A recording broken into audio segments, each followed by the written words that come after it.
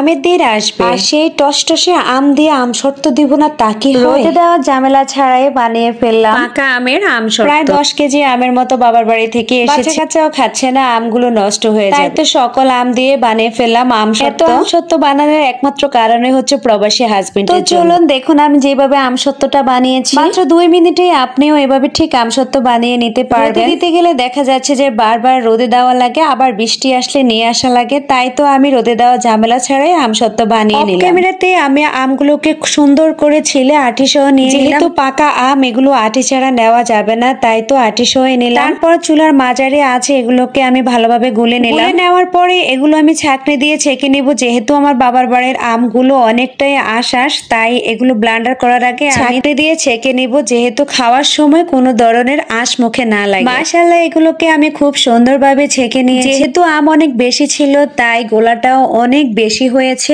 অনেকগুলো আমসত্ত্ব হবে। ছাকার পরে যে অবশিষ্ট রয়ে গেল ওগুলো আমি এখন ব্লেন্ডার করে নিব মিহি করে, কারণ এখানে অনেকগুলো আম রয়ে গিয়েছে আর আমি অপচয় পছন্দ করি না। ক্যামেরায় ব্লেন্ডার করে দেওয়ার পরে এখন আমি এটা মিডিয়াম আঁচে বসিয়ে দিলাম। আমগুলো যেহেতু পাকা ছিল তাই এখানে আমি কোনো ধরনের চিনি অ্যাড করব না, কারণ এমনিতে আমগুলো হালকা মিষ্টি মিষ্টি। আমরা যারা ভিডিও করি সবাই তো মনে করেন খুব সহজে ভিডিও করা যায়, ভিডিওর পিছনে যে কত কারসাজি থাকে তা আপনাদের সাথে একটু শেয়ার করলাম। দেখেন কত হাঁড়ি পাতিল জমে গিয়েছে। আমসত্ত্ব বানাবো, পাশাপাশি এগুলো সব ধুয়ে নিতে হবে। মোটামুটি বলক আসার পরে এখানে আমি চিলি ফ্লেক্স দিয়ে দিলাম। দেখেন অনেকটাই ঘন হয়ে গিয়েছে। আমগুলো টক হলে অবশ্যই এখানে চিনি অ্যাড করতাম, যেহেতু আমগুলো একটু হালকা মিষ্টি মিষ্টি তাই এখানে কোনো চিনি অ্যাড করব না। সেটা আগেই বলেছি, চিলি ফ্লেক্স দেওয়ার কারণে আমসত্ত্বটা অনেক বেশি টেস্টি আর মজাদার হবে। ইচ্ছে করলে নাও দিতে পারেন। আমি বারবার করে গোলাটা নেড়ে দিচ্ছি যেন নিচে লেগে না যায়। একটা সময় দেখতাম আমার শাশুড়ি মায়েরা বিছানায় করে তারপরে আমসত্ত্ব রোদে শুকাতো